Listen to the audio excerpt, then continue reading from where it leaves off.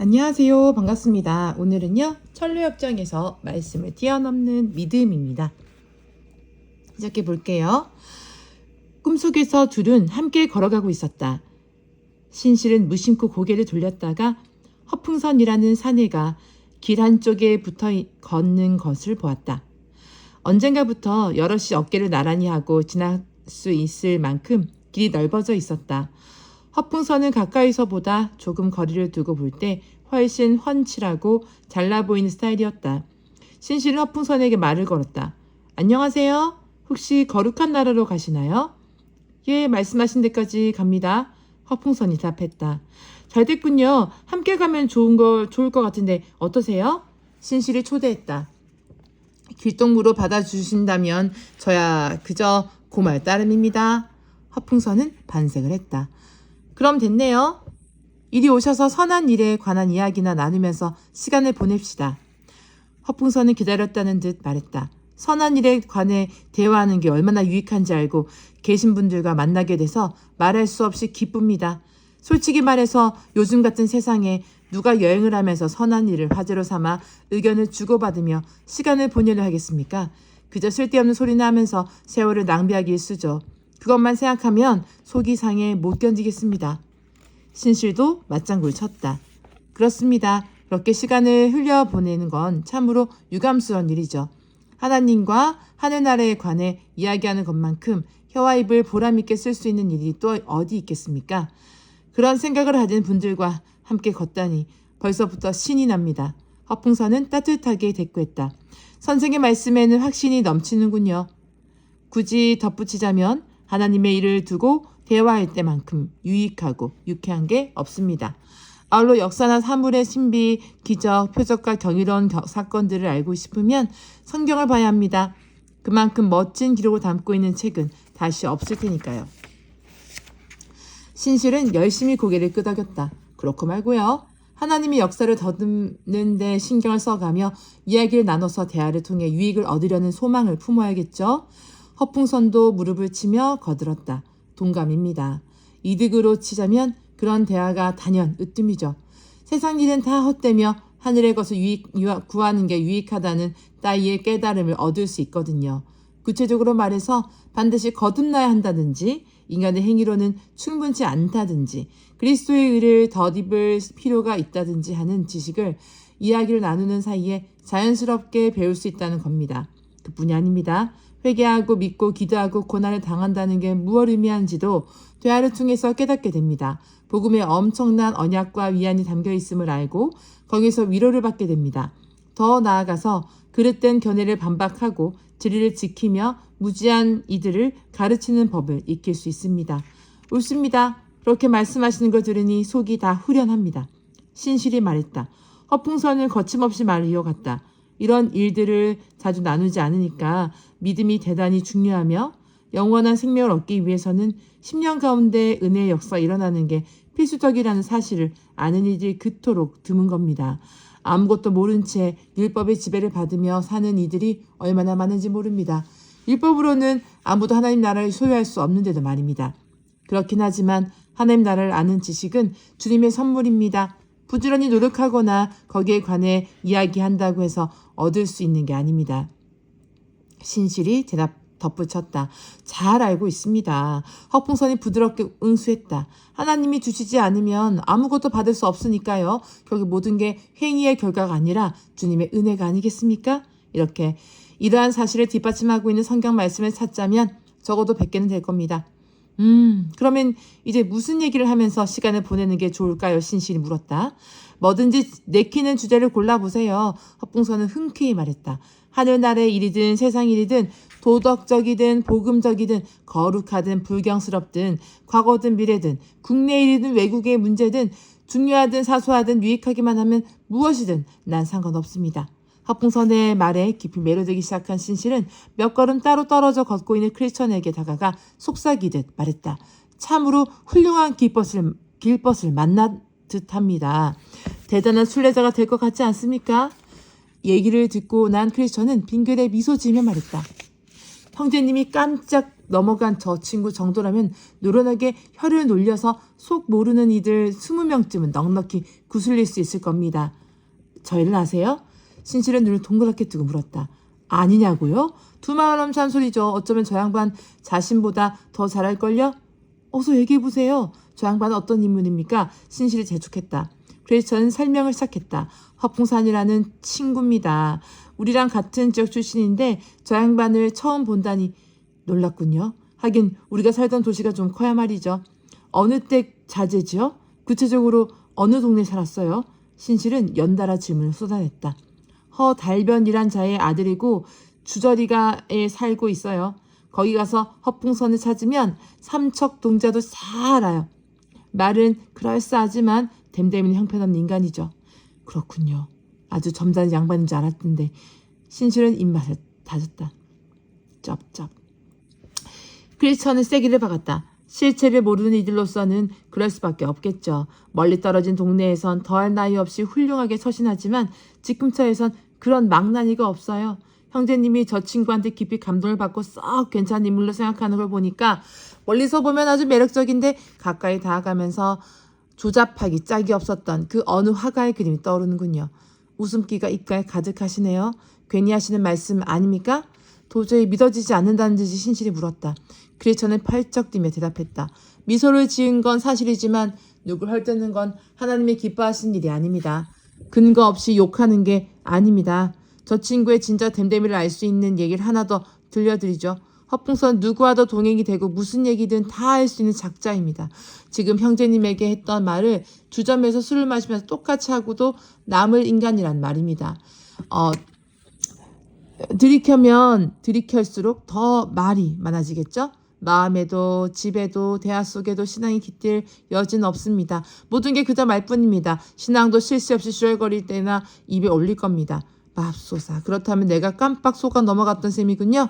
신실이 탄식했다. 그렇습니다. 형제님은 조금도 의심하지 않고 철석같이 믿었을 겁니다. 그들은 말만 하고 행하지는 않는다고 한 말씀을 기억하십시오. 하지만 하나님의 나라는 말에 있지 아니하고 오직 능력에 있습니다. 기도와 회개, 믿음과 거듭남에 대한 온갖 얘기를 늘어놓지만 저 친구가 아는 건 그러듯하게 말하는 법뿐입니다. 오랫동안 그 집 식구들과 왕래하며 지냈고 허풍선이 집 안팎에서 어떻게 행동하는지 꾸준히 지켜봤기 때문에 이렇게 자신있게 이야기하는 겁니다. 저 친구의 집에 가봐도 진정한 신앙이라고는 전혀 없어요. 마치 계란 흰자 같아서 무덤덤하기 짝이 없죠. 기도도 없고 죄를 회개한 흔적도 없어요. 차라리 들판에 놓아 기르는 황소가 하나님을 더 잘 섬길 거예요. 참다운 신앙을 가리는 얼룩이고 오점이고 수치인 셈이죠. 송대를 아는 이들 가운데는 저작들을 칭찬한 이가 단 한 사람도 없어요. 실상을 본 사람들은 밖에서는 천사지만 집에서는 악마라고 입을 모으죠. 불쌍한 식구들은 허풍선이 얼마나 난폭한지 누구보다 잘 알고 있습니다. 얼마나 무례한지 조금만 위에 거슬려도 고함을 지르며 날뛴답니다. 집 안에서 부리는 일꾼들에게도 공연히 제 몫을 못한다느니 말 한마디 제대로 할 줄 모른다느니 드자비를 하기 일수라더군요. 다만 얼마라도 동거래를 해본 이들은 사기꾼과 동업을 하는 편이 낫다고 혀를 찹니다. 살살 꼬드겨서 재물을 빼내가는 재주라면 허풍선이 협잡꾼보다 더 악독하고 흉악범보다 훨씬 뛰어나답니다. 더 끔찍한 점은 이 작자가 자식들을 자기랑 똑같이 키우고 있다는 거예요. 아들, 딸 가운데 누구라도 따뜻한 마음을 품으려는 기색이 보이면 멍청이 돌대가리라고 부르고 고래고래 욕설을 퍼부으면서 다른 아이들 앞에서 망신을 주곤 하죠. 내가 보기엔 남들에게 딴죽을 걸고 넘어뜨리는데 사악한 삶 전체를 바친 게 아닌가 싶어요. 말씀을 들으니 생각이 달라집니다. 신실이 말했다. 형제님, 저 친구를 알고 있어서가 아닙니다. 형제님이 나쁜 마음을 품고 중상모략을 하거나 험담을 늘어놓을 리가 없으니 내게 주신 경고가 사실이라고 믿을 수밖에요. 그래서 저는 다시 입을 열었다. 허풍선을 처음 만났더라면 나라도 호감을 가졌을 거예요. 참다운 신앙을 헛되는 무리가 저 친구에 관해 구린내 나는 얘기를 했다면 괜히 헐뜯는 소리쯤으로 치부했겠죠. 사악한 인간들이 신앙을 가진 이들을 핍박하는 일이야 워낙 흔하니까요. 하지만 내 두 눈으로 똑똑히 본 데다가 훌륭한 그리스도인들한테서까지 저자와 얽힌 수치스러운 소문들을 들은 터라 이처럼 한 점 망설임 없이 못된 인간이라고 말할 수 있는 겁니다. 말과 행실이 이렇게 다를 수 있는 거군요. 신실은 서글프게 중얼거렸다. 앞으로는 말과 행동의 차이를 더 주의 깊게 살펴야겠어요. 다르다마다요. 크리스천은 단호하게 말했다. 영혼과 몸이 제각각인 거나 마찬가지죠? 영혼이 없는 몸은 생명이 없는 살덩이나 매한가지잖아요. 행동이 따르지 않는 말도 똑같아요. 신앙의 핵심은 실천에 있어요. 하나님 아버지 앞에서 정결하고 더러움이 없는 경건은 곧 고아와 과부를 그 환난 중에 돌보고 또 자기를 지켜 세속에 물들지 아니하는 그것이라는 말씀을 몸소 실행에 옮기는 거죠. 허풍선은 이 진리를 깨닫지 못했어요. 잘 듣고 입으로 능란하게 설명할 줄 알면 훌륭한 크리스천이 된다고 믿는 거예요. 자기 영혼을 기만한 셈이라고 할까요? 잘 들어야 하나님 말씀의 씨앗이 마음밭에 떨어지는 건 맞아요. 하지만 말만 가지고 그 말씀에 반응하는 걸로는 그 씨앗이 삶에서 풍성한 열매를 맺긴 힘들답니다. 마지막 날이 오면 누구나 열매에 따라 심판을 받게 된다는 걸 명심해야 합니다. 너나 없이 네가 믿느냐가 아니라 행하느냐 아니면 그저 말만 했느냐라는 질문을 받게 된다는 뜻이죠. 어떤 대답을 하느냐에 따라 심판이 내려지겠죠. 마지막 때를 흔히 수수와 비교하지 않습니까? 알다시피 추수절에 관심사는 열매뿐입니다. 결실이 있으면 가짜도 진짜로 봐줄 수 있다는 뜻은 아닙니다. 오히려 그 반대예요. 마지막 심판날에는 허풍선의 고백이 얼마나 시덥지 않은지 낱낱이 드러날 거란 말입니다. 형제님 말씀을 들으니 정결한 짐승에 관해 모세가 했던 이야기가 떠오릅니다. 신실히 말했다. 말굽이 갈라지거나 되새김질만 하면 되는 게 아니라 두 조건에 모두 맞아야 정결하다고 했잖아요. 토끼는 되새김질을 하지만 말굽이 갈라져 있지 않으니 부정하죠. 허풍선도 비슷해요. 지식을 쫓아서 말씀을 되새김질하지만 말굽이 갈라져 있지 않아요. 다시 말해서 죄인의 길에서 갈라서지 않았다는 얘기죠. 토끼가 그런 것처럼 저 양반도 개나 곰과 같은 발을 가졌으니 당연히 부정할 수밖에요. 개인적인 판단입니다만 복음서의 본문을 제대로 보셨다는 생각이 듭니다. 크리스천이 단언했다. 덧붙이자면 바울은 말만 잘하는 이들을 일컬어 울리는 징이나 요란한 꽹가리와 다름없다고 했어요. 생명 없는 것이 소리를 낼 뿐이라고 지적한 적도 있어요. 방언이나 천사의 말처럼 들리기는 하지만 그 안에 생명이 없어요. 참다운 믿음도 복음의 은혜도 없는 거죠. 결국 이런 이들은 생명의 자녀들과 더불어 하나님 나라에 살지 못하게 됩니다. 그렇군요. 처음 말을 섞을 땐 몰랐는데 지금은 아주 넌덜머리가 납니다. 어떻게 해야 저 녀석을 떨쳐버릴 수 있을까요? 신실은 몸서리를 쳤다. 내가 일러드리는 대로 해보세요. 하나님이 저 친구의 마음을 어루만져서 바꿔주시지 않는 한 저편에서도 형제님과 함께 가고 싶어 하지 않게 될 거예요. 크리스천이 제안했다.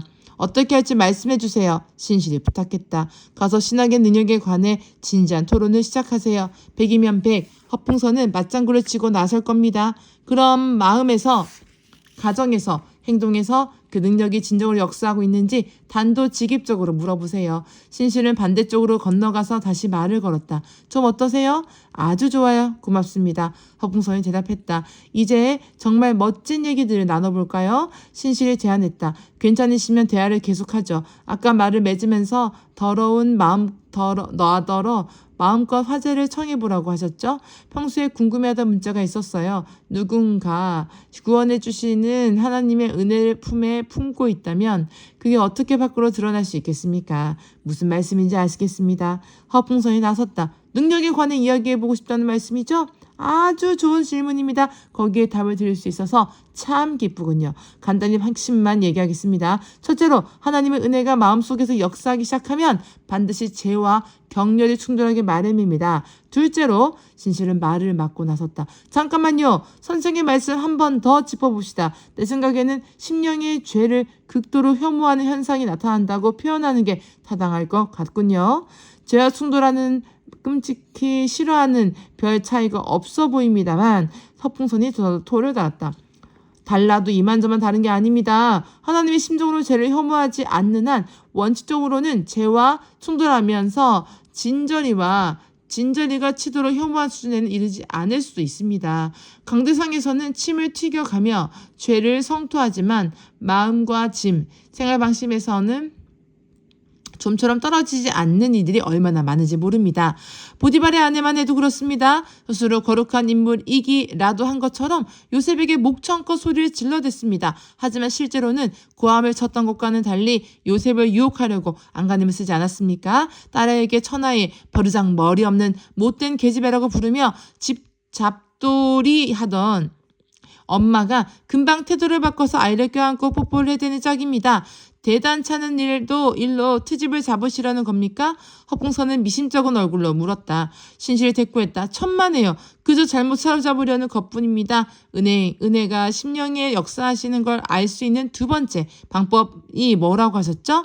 복음의 신비를 꿰뚫는 풍성한 지식입니다. 허풍선이 말했다. 신실은 즉시 이의를 제기했다. 다들 지식을 첫 번째 표지로 여기죠. 하지만 처음으로 보든 끝으로 보든 잘못된 생각이긴 매한가지입니다.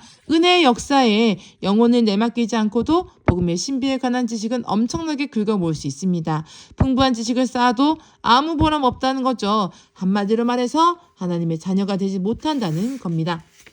그리스도가 내가 너에게 한 일을 알겠느냐고 묻자 제자들은 그렇다고 대답했습니다. 주님은 곧바로 너희가 이것을 알고 행하면 복이 있으리라고 말씀하셨습니다.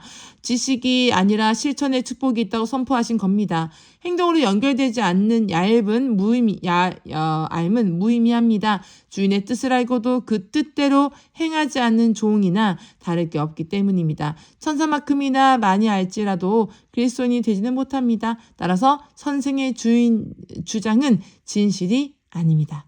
실제로 얇은 말쟁이나 허풍쟁이들을 즐겁게 하지만 행함은 하나님을 기쁘시게 합니다. 지식이 없어도 마음이 선해질 수 있는 뜻은 아닙니다. 지식이 없으면 심령이 공허해지니까요. 하지만 지식에는 두 종류가 있습니다. 첫째는 기껏해야 사물의 이치를 어림짐작해보는 정도의 지식이고 다른 하나는 믿음과 사랑이 넘치는 은혜와 더불어 찾아와서 마음으로부터 우리나 하나님의 뜻을 행한 사람이 되게 만든 지식입니다. 첫 번째 지식은 말쟁이들에게 안성맞춤이죠. 하지만 진정한 그리스도인이라면 지식이 성실한 실천으로 이어져서 하나님을 기쁘시게 할 때까지 결코 만족할 수가 없을 겁니다. 나를 깨우쳐 주십시오. 내가 주님의 법을 살펴보면서 온 마음을 기울여서 지키겠습니다. 라는 고백을 잃지 않는다는 말이죠. 풍선은 불쾌한 감정을 숨기지 않았다. 고향 없기 싫이 또 생트집을 잡으시는군요. 그건 그렇다 치고 하나님이 베푸시는 구원의 은혜가 마음에 역사하시는 걸 알 수 있는 또 다른 길이 있다고 보이십니까? 신실은 다그치듯 물었다. 관둡시다. 말해봐야 또 트집이나 잡을 거면서. 못하시겠다면 내가 한 말씀 드려도 되겠습니까? 그러시든가 뭐든지 얘기해보시구려. 허풍선이 심드렁하게 말했다. 신실이 설명을 시작했다. 심령에서 일어나는 은혜의 역사는 그 은총을 품고 있는 이뿐 아니라 주위에서라도 다 알 수 있을 만큼 밝히 드러납니다. 하나님의 은혜가 제대로 역사하면 때묻은 본성과 불신을 자학하게 되면서 스스로 죄인이라는 뼈아픈 의식이 생깁니다. 예수 그리스도를 믿고 하나님의 수에서 자비를 찾지 못하면 지옥에 갈 수밖에 없다는 사실을 깨우치는 거죠. 마음속에 이처럼 새로운 깨달음이 자리 잡으면 곧 죄에 대한 아픔과 부끄러움이 밀려오지만 그게 끝은 아닙니다. 고저 세상을 구하러 오신 구세주를 분명하게 의식하고 그분께 매달아 생명을 얻어야 한다는 절대적인 필요성을 감지하기에 이릅니다. 그렇게 해서 주님을 단단히 붙잡는 순간 새로 깨어난 심령은 말씀에 약속된 그대로 구세주를 향해 점점 더 깊은 허기와 갈증을 느끼게 됩니다. 이제 구세주를 믿는 믿음이 강하고 약함에 따라 세상에서 누리는 기쁨과 평안, 거룩함을 사모하는 마음, 주님을 더 알고자 하는 열망, 오로지 그분만을 섬기려는 마음의 깊이가 달라집니다. 죄인들도 어렴풋이나마 은혜 역사를 알아본다고 말씀드렸습니다만 그렇다고 해서 금방 이게 바로 은총의 힘이구나 라고 판단하기는 거의 불가능합니다. 성품은 세상에 속해서 철저히 더러워졌고 이성 역시 한결같이 불완전한 수밖에 없습니다. 내면에서 일어난 역사를 잘못 판단할 가능성이 높습니다. 그러므로 이러한 은혜를 받아 가진 이들에게도 건전한 판단력이 판단력이 반드시 필요합니다. 그래야 이것의 은혜의 역사라고 확실하게 결론 지을 수 있기 때문입니다. 은혜의 역사는 대개 이런 방식으로 다른 이들에게 드러납니다. 첫째로 그리스도를 믿는다는 고백입니다. 둘째로 그 고백에 합당한 삶입니다. 구체적으로 말하자면 경건한 마음, 경건한 가정, 즉 결혼의 살림을 꾸렸다면 세상과 확연히 구분되는 말과 행실을 따위를 통해 표현되는 거룩한 삶입니다. 죄 그리고 그 죄를 저지르고 있는 자신을 혐오하는 사람은 집안에서 잘못을 범하지 않도록 자신을 다스리며 세상에 태어나서도 거룩한 성품을 드러냈습니다. 이선자나 말쟁이들처럼 입으로만 그러는 게 아니라 말씀에 능력에 힘입어 믿음과 사랑 안에서 경건한 삶을 실천해 보이는 겁니다.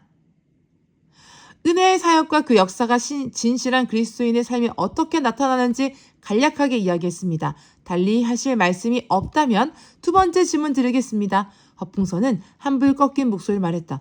내 몫은 토를 다는 게 아니라 잠자코 듣는 쪽인 것 같습니다. 자, 두 번째 질문을 해보시죠. 신실은 발을 이었다. 여태 말씀드린 일들을 실제로 경험해 본 적이 있습니까? 선생이 알고 있는 진리가 삶과 행동으로 나타나고 있나요? 아니면 마음에 품은 신앙을 몸으로 입증해 보이지 못하고 그저 말에 그치는 수준인가요? 대답하시려거든 부디 하나님께서도 아멘이라고 말씀하실 만한 이야기를 하도록 신경을 써주십시오. 양심에 꺼리 끼는 말은 아예 꺼내지도 마세요. 성경에도 참으로 인정받는 사람은 스스로 자기를 내세우는 사람이 아니라 주께서 내세워주는 사람이라고 기록되어 있으니까요. 행실로 드러난 모습과 이웃들의 평가는 전혀 딴판이지만 어쨌든 난 이리저리하게 믿습니다. 라고 얘기하는 건 구역질하는 것입니다. 허풍선은 시뻘겋게 달아오르는 낯빛을 재빨리 감추며 대꾸했다. 이제는 경험과 양심, 하나님까지 들먹이더군요. 그분께 기대어서 여태 했던 얘기를 합리화해 볼 셈인가요? 이건 내가 기대했던 식의 대화가 아니에요. 그따위 질문에는 대답하고 싶지 않습니다. 그쪽에 교사 노릇을 집어치우지 않는 한 거기에 답할 의무가 없다고 생각해요. 자기가 무슨 선생이라도 되는 줄 아는 모양인데 댁을 내 재판관으로 삼고 싶은 마음은 눈꼽만큼도 없어요. 하지만 왜 나한테 그따위 질문들을 퍼붓는지는 궁금하네요. 신실은 한 점 망설임 없이 대답했다. 선생을 보면 말을 하고 싶어서 몸살이 난 것처럼 보이는데 과연 그 말을 뒷받침할 무언가가 있는지 아니면 그저 말이 전부인지 알고 싶어서요. 아무것도 감추지 않고 다 말씀드리자면 댁에 대한 이야기를 듣기도 하고요. 말뿐인 그리스도를 진정으로 말뿐의 신을 가졌으며 입으로 고백하는 내용과 행동은 180도 다르다고들 하더군요. 그리스도의 흉내를 내고 있지만 실제로 하나님을 모독하는 꼴이라는 말도 있었어요. 되게 경험치 못한 행실 때문에 참다한 신앙인들끼리 욕을 먹는다는 거죠. 선생의 그릇된 행실 탓에 이미 실족한 이들이 적지 않고요. 댁을 본받아 망하기 전까지 몰린 일도 수두룩하더군요. 술집, 탐욕, 부정, 하나님을 욕되게 하는 말, 거짓말, 나쁜 친구들을 비롯해서 갖가지 고약한 일들과 뒤범벅이 되어 지냈나. 그는 이야기가 들었습니다. 미꾸라지 한 마리가 온몸을 다 흐린다는 흐린다는 얘기가 할 말이 아닙니다. 그게 사실이라면 선생은 진심으로 신앙을 고백하는 그리스도인들에게 부끄러운 줄 알아야 할 거예요. 남들이 짓거리는 그따위 말에 쉬 넘어가서 남을 함부로 판단하는 걸 보니 애당초 나쁜 뜻을 품고 있었거나 속이 베베꼬인 양반이 모양이구려. 깜냥이 안 되는 상대의 말을 섞을 필요가 없을 터 이만 헤어지십시다. 잘 가시오. 허풍선은 불쾌한 듯 내뱉었다. 다시 신실과 나란히 걷게 된 크리스천은 믿음의 형제에게 말했다. 이렇게 될 거라고 말씀드렸죠? 형제님의 말과 허풍선의 정욕은 절대로 어울릴 수가 없어요. 일찍이 말씀드린 그대로 저 친구는 제 삶을 고치기보다 동행을 포기하는 쪽을 택했습니다. 그러니 그냥 가게 내버려두세요. 그래야만 저만 손해죠. 억지로 떼어내는 수고를 덜어냈으니 도리어 고무워해야 할 일입니다. 계속 함께 걸었더라면 형제님과 나무는 교제를 망쳐 놓았을 거예요. 그래서 사도 바울은 이와 같은 세계자들에게서 돌아서리라고 했을 거예요. 신실도 같은 생각이었다. 하지만 합풍선과 잠시나마 대화를 나눠 참 기뻐요. 저 양반도 내 말을 3번쯤 곱씹어 보겠죠. 그토록 분명하게 알려주었으니 설령 멸망의 길로 들어간다 하더라도 책임감은 느끼지 않아도 괜찮을 거예요. 크리스천이 거들었다. 대놓고 이야기한 건 참 잘한 일이에요. 요즘은 누군가를 그처럼 성실하게 대하는 경우가 거의 없어요. 명명백백하게 도전하지 않으려면 신앙을 불쾌하게 여기는 이들이 많아지는 거예요. 입으로는 진리를 부르지만 행동은 방탕하고 허탄하기 짝이 없는 수다쟁이 멍청이들이 넘쳐나니까요. 허풍선 같은 친구들이 경건한 이들 틈에 끼어 한데 어울리게 되면 세상은 혼란스러워질 수밖에 없어요. 교회도 신망을 잃게 되고 신실한 순례자들은 깊은 슬픔에 빠지겠죠. 저런 불의를 만났을 때 다들 형제님처럼 대처할 수 있으면 얼마나 좋을까요? 그럼 태도를 바꾸거나 성도들과 교제한 더 이상 견디지 못하고 꽁무니를 빼낼 테니까요. 신실은 흥겹게 노래했다. 애당초 허풍선은 얼마나 깃털을 곤두세웠던가, 얼마나 당당하게 이야기를 했는가, 얼마나 건방지게 굴었는가 닥치는 대로 깔보면서 그러나 신실의 마음이 변화를 이야기하자 보통 넘긴